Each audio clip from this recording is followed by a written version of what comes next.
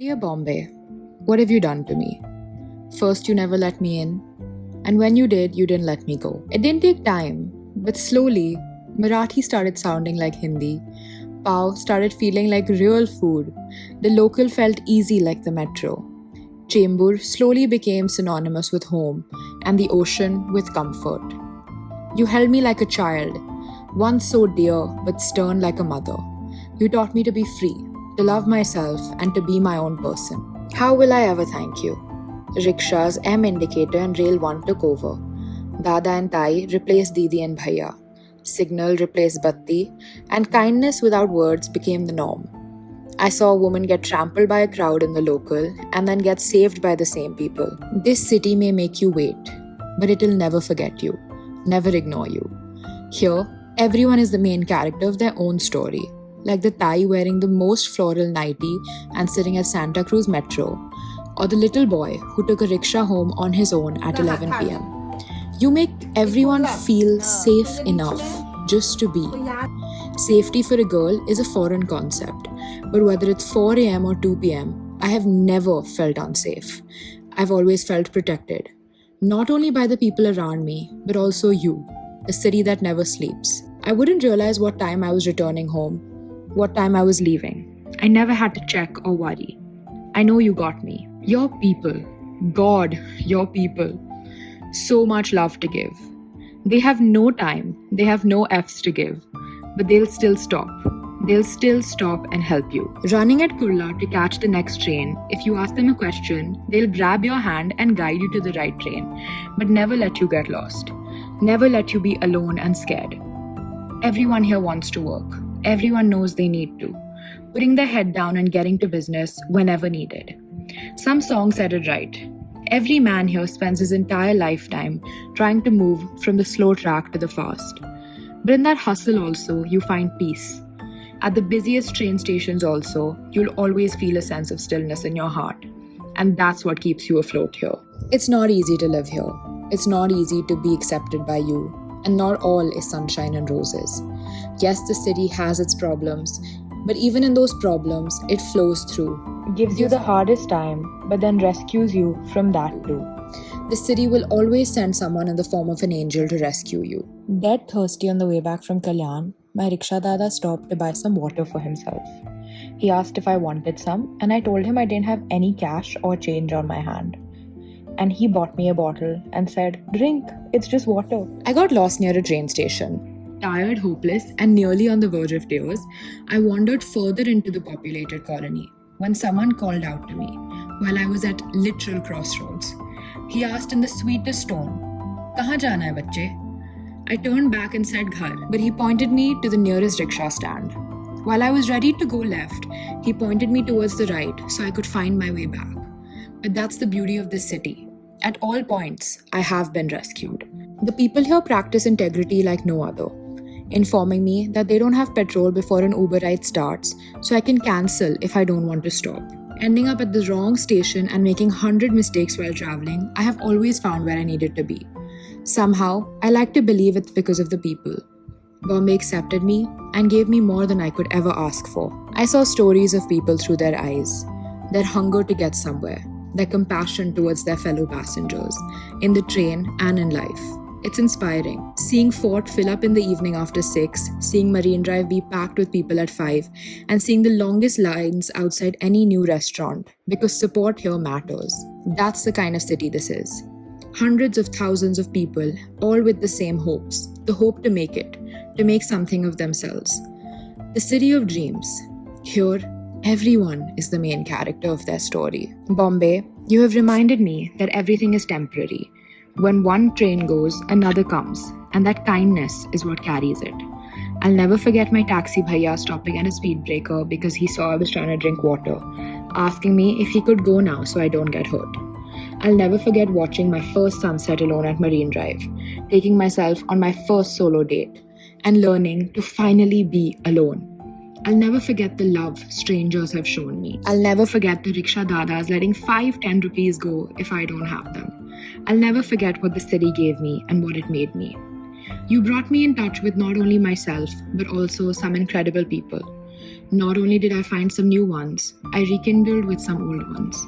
Loads of new family, old friends made this journey the easiest. And to them, I am most grateful. As for my new friends, to the craziest people I've met. My adopted family, the people that took me in and never let me feel astray again. I mentioned once I don't know how to cook, and they never let me be hungry again, feeding me all the time. I told them I wanted to hang out every day the first week I was there. They told me maybe that won't be possible. But when you're here, you may be alone, but you're never lonely. These people helped me evolve. They taught me to see the world in ways I've never seen before, called me out when necessary, and made me a better person. They adopted me instantly, never letting me feel left out. I was there if they were, and that was enough, because I found a family. Shashank, the third time I met him, I called him Dada. He said, "Why Dada yaar? Say Bhaiya or anything else." But I told him Dada just feels right, and now I get why. Dada in Marathi means big brother, and that's what he was. I took to him first in the group. He just had this calmness about him, like he was in no hurry, which is rare for a place like Bombay. He was a breath of fresh air in an otherwise surprisingly polluted air, a poet at heart, and his words reflected his clarity.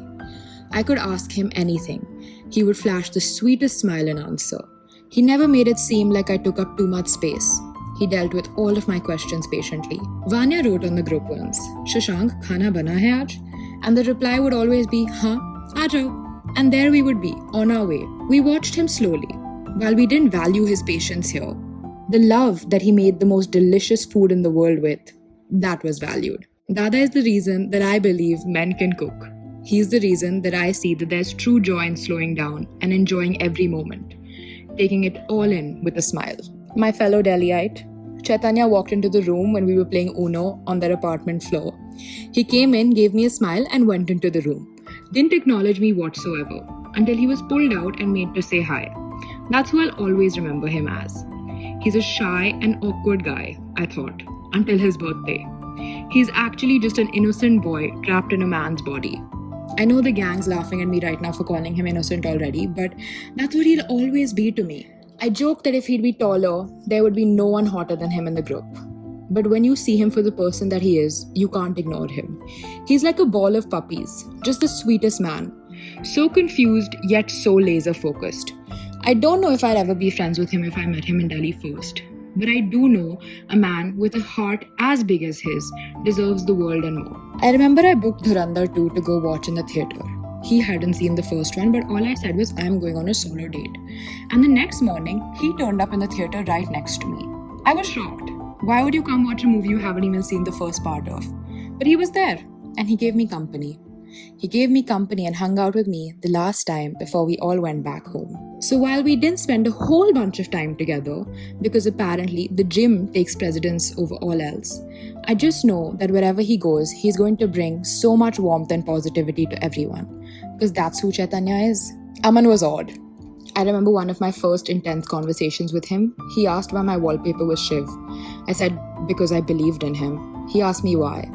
I was stuck, left wondering why. We continued this conversation for 2 days over WhatsApp back and forth regarding feeling, tangibility, all to say that he had some phenomenal points mixed in with enough humor to keep it light. After these 2 days, when I was surely about to lose, he said, "You win, I lose." That was it. I realized Aman isn't your conventional 6-foot charmer. He's a kind soul. Not because he let me win. While that did help, but because he never wanted to hurt anyone. He was curious and always said the most offbeat things. He told you what he felt and believed, but never trampled your belief. He showed me a video of an old man living in the hills. Seeing his eyes light up with joy at the man in his hometown reminded me of the joy he brought to all of us. Without him, things felt bleak, almost without color. He added light.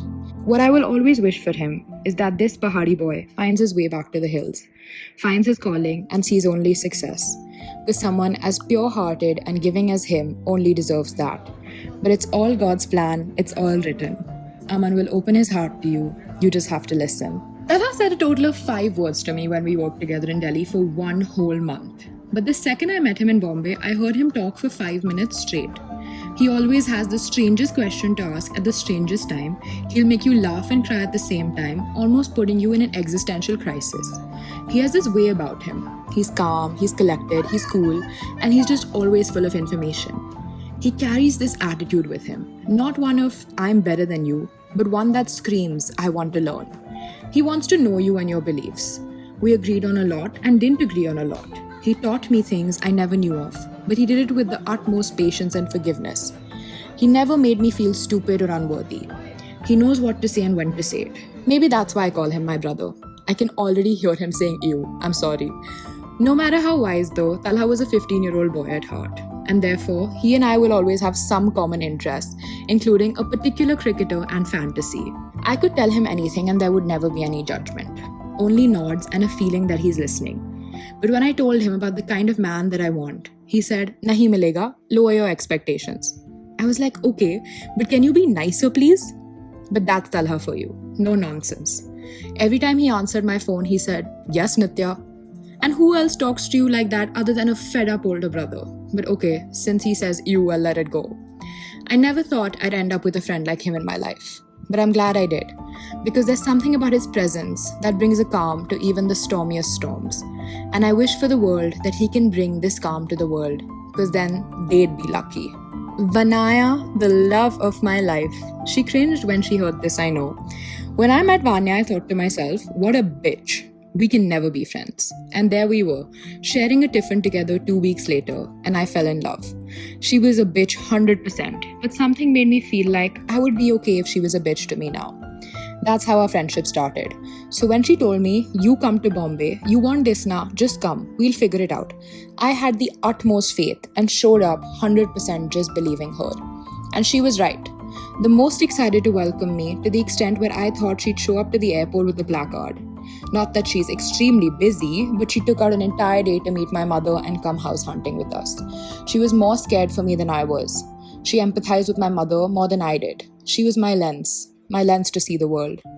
Vanya isn't kind. She's not sweet or nice or anything traditional. If you speak to her once, you think she hates you, and she probably does. But then, while she's standing in your kitchen, making you food and cursing you out, you realize she's not all that bad. She's all love.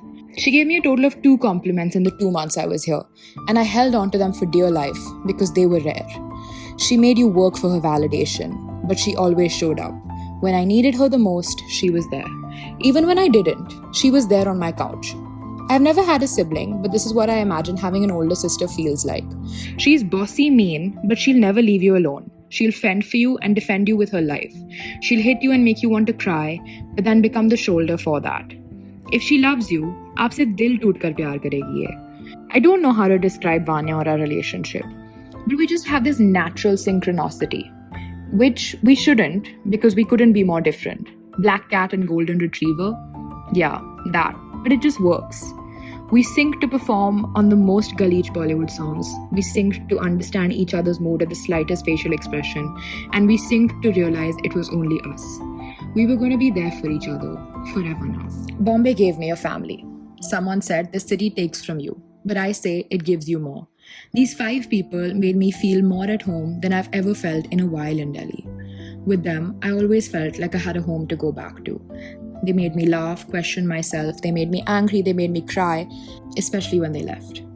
I don't know when I'll see them next. I don't know how to tell you about every single time we've had together that's a memory etched in my brain forever, because then this video would never end. But all I know is I'm taking their memories with me forever, wherever I go. They left me with more than I could have ever asked for. Thank you guys. I love all of you. To all those I met in passing and at work, I can't say a lot about you, but I love you. Thank you for taking care of me and making this my home when I felt rejected by the city. For my work family, I know I can't say too much, but I hope that every workplace in the world be like this one. Bombay will always be special for me. I couldn't believe the amount of people that I built a connection with. This showed me that these bonds are special. The impact I have been able to create is small but monumental for me, so thank you again. I learned to adult here, more than I've ever done before. There's so much growing up I did here. I became a new person, a person I love and adore, a person I'm very proud of. A girl who was scared and anxious to do almost anything alone does it all now. Solo dance parties in my kitchen, solo dates, learning to cook. I did it all, and I'm so proud I did. Romantically, I struggled a lot. Forming bonds with others became hard, but I fell in love with myself. I learned to establish my boundaries and respect myself. I chose myself and boredom over temporary excitement and validation, and for me, that was enough growth. The Nitya that arrived in February and the one that left in March were poles apart. I have changed for the best for myself, and I know now that I'm my own best friend. I always said I can't wait to go to Bombay and live there one day. I got the chance after more than 8 years, and it came to me in the best way. I spoke about the straightforward attitude of people, the strive they had for working hard, and the no show off culture. Everyone was as they are, and they were taken on as the same. No judgments, no look, no BS. That's the Bombay I love. That's the Bombay that I'm in love with, and the one that made me fall in love with myself. This is the only city in the world where I will voluntarily get off a cab at 10:30 at night at a petrol pump and still feel safe. The only city where a young man running to catch a train to a job he's probably late to and needs to survive will stop and help an old woman put a basket of flowers on her head so she could go to her work. The only place where standing on the road even at 3 a.m. doesn't make me feel stared at. I kept asking to go to college here or nowhere else. Look at the way things work out. I didn't ever get to go to regular college, but the only college life I experienced was here. Everything comes around at the right time. I feel like I was meant for here. No matter what people say, you are for me. And it's a bittersweet moment because I don't know when I'll be back again. But the city has a soul, and it has my heart. It holds dreams and magic. It makes one's life's effort successful. It gives you what you need when you need it. Never too much or never too less. She makes you work for her love. And call me toxic, but I love that. She's the gift that keeps giving. And I hate to be leaving her. I know it may not be this deep for most, but those who felt this city will get it. I get attached to places and people easily, but I never thought it would happen this quickly. It's always tough to leave, and that's why I'm not thinking about this as I'm writing this. I realized I'm a true Mumbaiker on my last day, where I wasn't scared to take the local during rush hour. And I also said, "Chala chala," while getting on the train instead of saying excuse me and sorry. When I was the one that stepped off a moving train and didn't fall flat on my face. When I was okay to dress casually to go to a nice-ish place. I wore khaki pants to a high-end bar. Crazy. When I cried while leaving my apartment, a house that wasn't even technically ever mine, but it became my home. Leaving my Delhi room and safe space behind because I trusted this place, and it became exactly that, my safe haven. I miss my room that taught me how to sleep alone every night and not be scared of the dark. I miss my bathroom where I had bathroom concerts. I miss my living room where I could just lie after the longest day of work. I miss my kitchen where I learned to cook. And I miss the TV, in front of which I was just a blob. That house was my first home, one that was mine even though it wasn't. I loved it. It became my response to any question that inquired where is home. My first home in Bombay will always be Chambur. So thank you for taking care of me.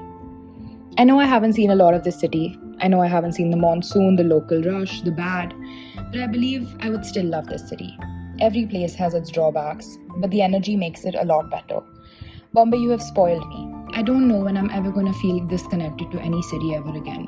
I hope I do though, because I can't wait to feel this magic again. The magic of a city that celebrates Shiv Jayanti and Ramzan with equal zest and energy, because everyone's culture is made their own here. So to my dear Mumbai, I learned to be me with you. You made me the person I'm meant to be in the future. You made me find myself. You reconnected me with me. You helped me know what I love.